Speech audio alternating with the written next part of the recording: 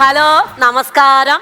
ഞാൻ ബവിത വിനോദ് കുമാർ, കണ്ണൂർ ജില്ലയിലെ പാനൂരിനടുത്ത് കല്ലിക്കണ്ടി എന്ന പ്രദേശത്ത് നിന്ന് വരുന്നു. കലകളെ പ്രോത്സാഹിപ്പിക്കുന്ന സ്വന്തം നാടാണ് എൻ്റെ കല്ലിക്കണ്ടി എന്ന് പറയുന്നത്.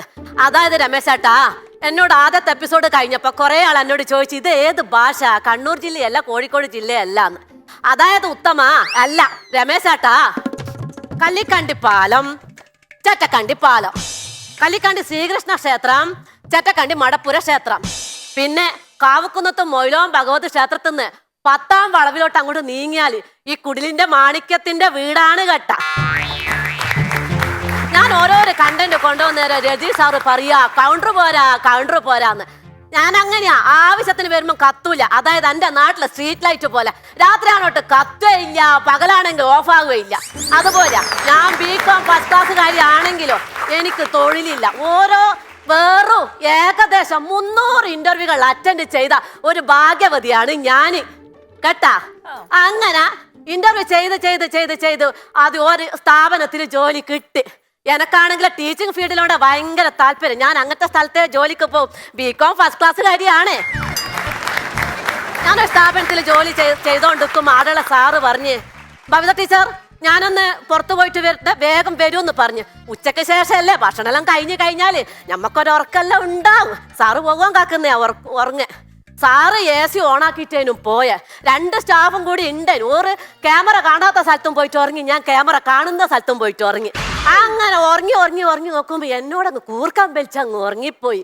സാറ് വന്നപ്പോ എന്ത് പറയാനാ, കൂർക്കാൻ വലിച്ച് ഉറങ്ങുന്ന ഭവിതേനെയാ കാണുന്നേ.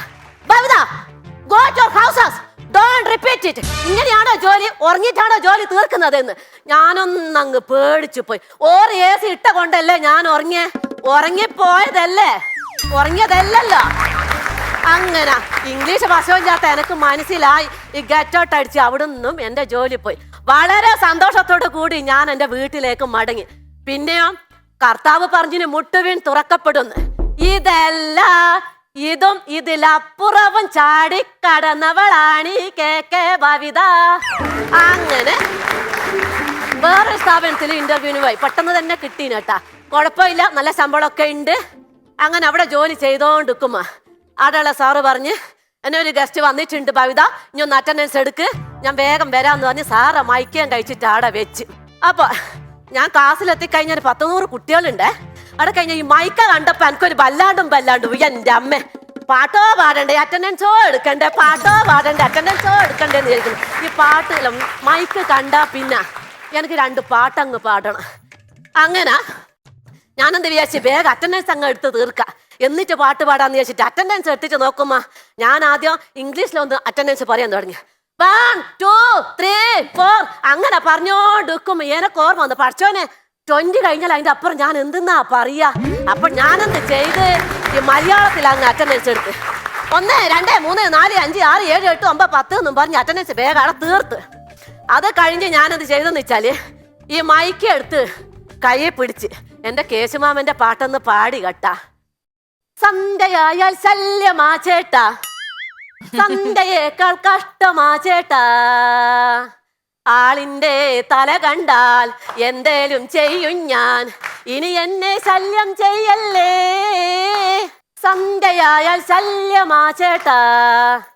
ഇതും കേട്ടോണ്ട് മാഷ് വന്ന് മാഷെന്നെ ഒരു നോട്ടേങ്ങ് നോക്കീന്. അപ്പോൾ എന്നോട് പറയാ, go to your houses, don't repeat it, get out എന്ന് പറഞ്ഞു.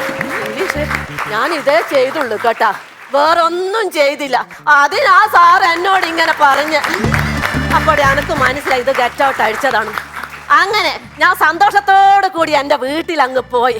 എൻ്റെ ഭർത്താവിനെ അറിയാം. എൻ്റെ ഭർത്താവിന് വെച്ചാൽ ഒരേ ഒരു റൂളുള്ളൂ, ചേട്ടൻ ജോലി കഴിഞ്ഞ് വരുന്നതിൻ്റെ മുമ്പേ ഞാൻ വീട്ടിലെത്തണം. എന്തിനാണെന്നാ, പൂമുഖവാതിൽ സ്നേഹം വിടർത്തുന്ന പൂനിങ്കളാകുന്നു ഭാര്യ. അങ്ങനെയാണ്. പിന്നെ ചേട്ടൻ ജോലി കഴിഞ്ഞ് വരുമ്പോ ഞാൻ എന്നെ ഇങ്ങനെ കാണണം, അതാണ് ചേട്ടന് ഭയങ്കര ഇഷ്ടം. അപ്പൊ ഞാൻ എത്തിയില്ല എങ്കിൽ ചേട്ടന് മനസ്സിലാവും എന്താന്നറിയാ, ഭവിതക്ക് എന്തോ ഒരു അപകടം സംഭവിച്ചിട്ടുണ്ട് എന്ന് മനസ്സിലാവും. അന്ന് ഞാൻ ലേറ്റായി വന്നപ്പോ ഓർക്ക് തോന്നി എന്തോ ഒരു അപകടം സംഭവിച്ചിരുന്നു. എന്നേരം എന്നോട് ചോദിച്ചു, എന്താ ഭവിത എനിക്കെന്താ പറ്റിയേ, വല്ല അപകടവും വന്നിനോന്ന് ചോദിച്ച്. അപ്പോൾ ഞാൻ എന്ത് ചെയ്തു, സംഭവം എല്ലാം അങ്ങ് പറഞ്ഞു കൊടുത്ത്. അല്ല വിനോട്ടാ, ഇങ്ങനെയല്ല ഇല്ല. ഞാൻ ഏടെ പോയാലും ഒരു ജോലിക്ക് തടസ്സം. ഞാൻ ഇത്ര മാത്രമേ ചെയ്തിട്ടുള്ളൂ. അതിനാ മാഷ് എന്നെ ഇങ്ങനെയൊക്കെ പറഞ്ഞ്. എന്റെ ഭവ്യമോളെ, സങ്കടപ്പെടണ്ട, ഒന്ന് വിഷമിക്കണ്ട. ഞമ്മക്കൊരു ജോത്സ്യനെ കാണാൻ പോകാന്ന് പറഞ്ഞു. നേരം വെളുക്കുമ്പോ ഞമ്മളെന്ത് ചെയ്ത് ഈ ജോത്സ്യൻ ഞങ്ങൾ കാണുവാൻ പോയി. ജോത്സ്യൻ കബഡി ഇങ്ങനെ നിരത്തി.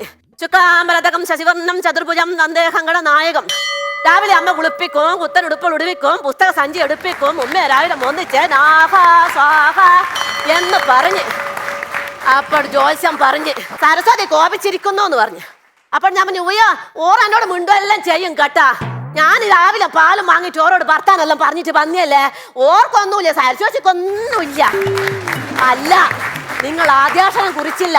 അതായത് ഹരിശ്രീ ഗണപതേ യനമ ആദ്യാക്ഷരം കുറിച്ചില്ല. ഞെട്ടിപ്പോയി ഞാൻ കേട്ടാ. ഞാൻ പഠിച്ച് ബികോം ഫസ്റ്റ് ക്ലാസ് ആയ ഞാൻ ആദ്യാക്ഷരം കുറിക്കാണ്ടാ പോലും ഞാൻ ബികോം ഫസ്റ്റ് ക്ലാസ് ആയത്. ഞാൻ വേഗം ഓടിച്ചെന്ന് എൻ്റെ അമ്മേനോട് പറഞ്ഞു, അമ്മേ ഇങ്ങൾ ചതി എന്നോട് ചെയ്യണ്ടേനു. എന്നെ ഹരിശ്രീ എഴുതി കണ്ടല്ലേ അമ്മ നിങ്ങൾ എന്നെ 1ാം ക്ലാസ്സിൽ ചേർത്ത. അന്നേരം അമ്മ പറയാ, ഇനി 3 വയസ്സായപ്പോ ഇനി അന്ന് ഹോസ്പിറ്റലിൽ അന്ന് ഗ്ലൂക്കോസ് കയറ്റുമ്പോൾ അരിയിൽ എഴുതാൻ അങ്ങ് വിട്ടു. പിന്നെ ഇനി പെച്ചടി അങ്ങ് കയറി ബികോം വരെ എത്തിപ്പോയപ്പോയില്ല. ഇനി എന്താ അരിയിൽ എഴുതിക്കൂടി, എനിക്ക് ജോലിക്ക് തടസ്സം വേണമെങ്കിൽ ഇനി ഇപ്പം തന്നെ അരിയിൽ എഴുതണം എന്ന് പറഞ്ഞു. ഞാൻ പറഞ്ഞു, അമ്മ നിങ്ങളെന്ന് പറയുന്നത് ഞാനൊക്കെ ഇവിടെ 30 വയസ്സായില്ലേ. 30 എനിക്കായിട്ടുള്ള 61 ആയിട്ടല്ല അരിയിൽ അങ്ങ് എഴുതി കൂടറോന്ന് എൻ്റെ അമ്മേനോട് ഭർത്താനം. അങ്ങനെ ആലോചിച്ച് പഠിച്ചോനെ, ഇത് മക്കളെ മുമ്പെന്ന് ഞാൻ ഈ പരിയിൽ എഴുതണല്ലോ. എൻ്റെ മക്കളെ മുമ്പെന്നാണല്ലേ ഇനി പരിയിൽ എഴുതണ്ടേ. ഞാൻ പറഞ്ഞു, എന്തെന്നാ അമ്മ നിങ്ങൾ പറയുന്നേ? ഈ പിള്ളേരെ മുമ്പെന്നാ ഞാൻ ഇങ്ങനെ അരിയിൽ എഴുതണ്ട നിങ്ങളൊന്ന് പറയുന്നേ. എനിക്ക് വേണമെങ്കിൽ എഴുതിയാൽ മതി, ഞാൻ എപ്പം പോയാലും ജോലിക്ക് തടസ്സമോ ഇങ്ങനെ പറഞ്ഞു. അങ്ങനെ നമ്മൾ വിചാരിച്ച് എന്തായാലും ഇനി അരിയിൽ എഴുതാൻ പോകാന്ന്, തടസ്സം അങ്ങ് മാറട്ടെ. അപ്പൊ സാധാരണ 3 വയസ്സിൽ അച്ഛൻ്റെയും അമ്മേനെ നടുവിൽ ഇരുന്നിട്ട് അല്ലെ മടിയിൽ ഇരുന്നിട്ടായിരിക്കും അരിയിൽ എഴുതുക. ഇത് 3നോട് പൂജയും കൂടിയും കൂട്ടി 30 വയസ്സിലാണ് ഞാൻ ഇവിടെ അരിയിൽ എഴുതുന്നത്. ഭർത്താവിന്റെ 2 മക്കളെ നടുവിൽ ഇരുന്നിട്ട് അരിയിൽ എഴുതിയ ഒരു ഭാഗവതിയാണ് ഈ ഭവിത കേക്ക്. അങ്ങനെ നമ്മൾ മൂകാംബിക ക്ഷേത്രത്തിൽ പോയി അരിയിൽ എഴുതാൻ ഇരുന്നേരെന്നും പറയണ്ട പഠിച്ചോനെ.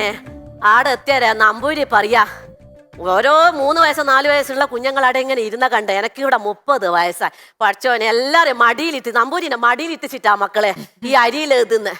എന്റെ മോളോട് പറഞ്ഞു, മോളെ ഞാനിപ്പോ ഈ നമ്പൂരിനെ മടിയിൽ എഴുതി ഇരുന്നിട്ടാണോ അരിയിൽ എഴുതണ്ടേ? അമ്മ സാരമില്ല അമ്മ, എന്താണ് അമ്മ അരിയിൽ എഴുതുന്ന് പറഞ്ഞു എന്നോട്. അപ്പോൾ നമ്പൂരി എന്നോട് പറയാ, ആ കുഞ്ഞിനെ ഇങ്ങ് എടുക്കുക, എന്റെ മടിയിലൊന്ന് വെക്കുക. ഞാൻ പിന്നെ അങ്ങ് പോട്, നിങ്ങളോട് പറഞ്ഞ കേട്ടില്ല, കുഞ്ഞിനെ എടുത്ത് ഇങ്ങോട്ട് വരുക. അപ്പോൾ എൻ്റെ ഭർത്താവ് പറഞ്ഞു, ഇതന്നെയാ കുഞ്ഞെന്ന് പറഞ്ഞു. അപ്പോൾ നമ്പൂരി എന്നെ കണ്ടാൽ ഒരു നോട്ടേങ്ങ് നോക്കീന്.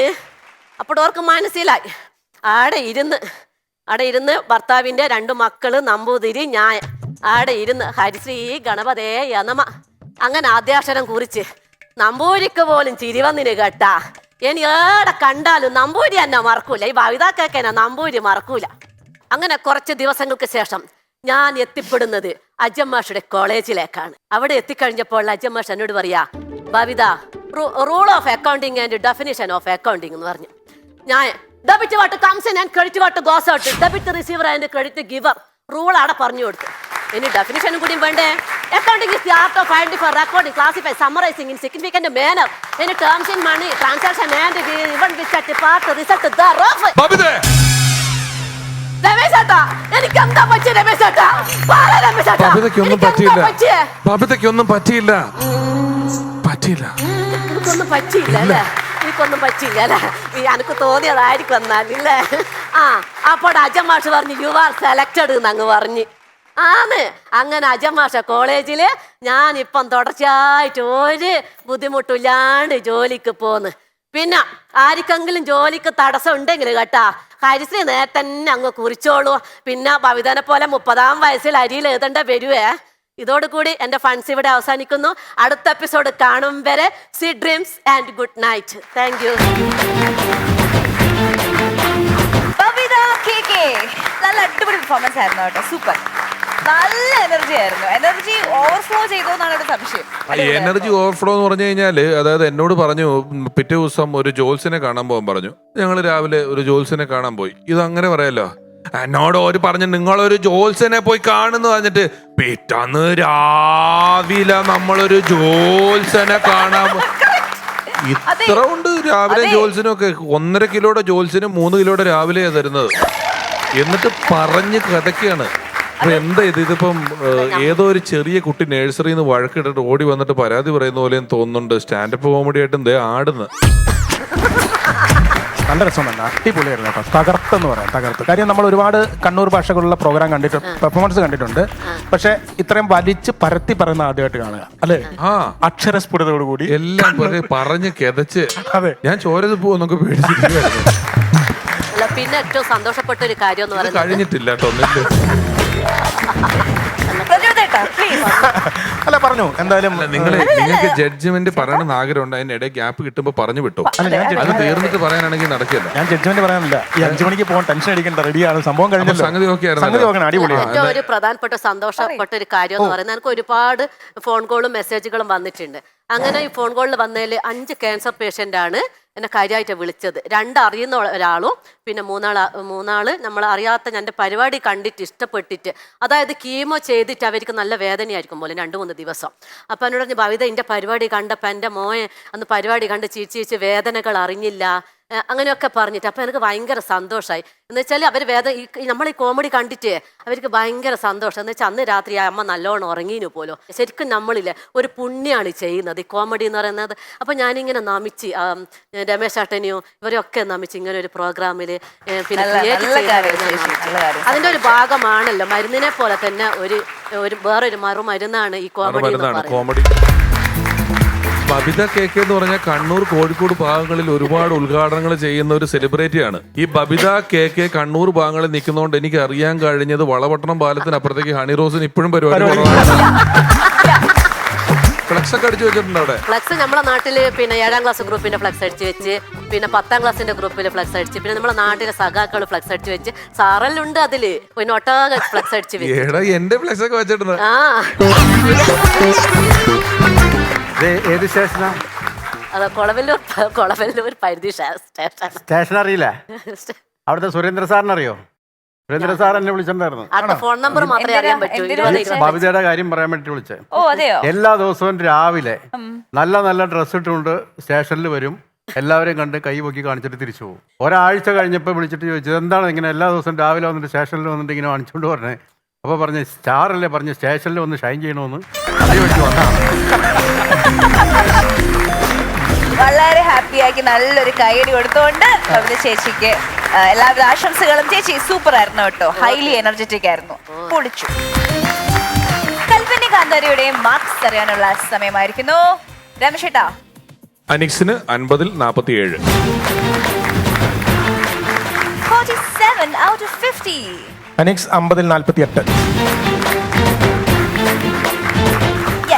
അപ്പോ ടോട്ടൽ 95 out of 100. അടിപൊളിയാ, നല്ല സ്കോറാണ്. ഫസ്റ്റ് അറ്റംപ്റ്റ് ആയിരുന്നു, സൂപ്പർ, പൊളിച്ചു, വെരി ഗുഡ്. ഇനി ബബിത വിനോദ് കുമാറിന്റെ മാർക്സ് 50-ൽ 46. 46 out of 50. ബബിത 50-ൽ 47.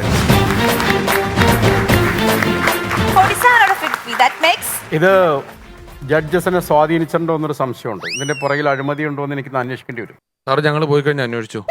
ഞങ്ങൾ പോയി കഴിയുമ്പോൾ അന്വേഷിച്ചു. മതി. അപ്പൊ ടോട്ടൽ 93 out of 100. അടിപൊളി, നല്ല സ്കോറാണ്. അപ്പോ ഇവരുടെ ഈ മത്സരത്തിൽ ബെസ്റ്റ് പെർഫോമറായി വന്നിരിക്കുന്നത് നമ്മുടെ അനിക്സ് ആണ്. Congratulations. Once upon a time കലിപ്പനും കാന്താരിയും വിജയികൾക്ക് ലഭിക്കുന്നത് ഹാർവസ്റ്റ് എബ്രോഡ് സ്റ്റഡീസ് നൽകുന്ന സമ്മാനം.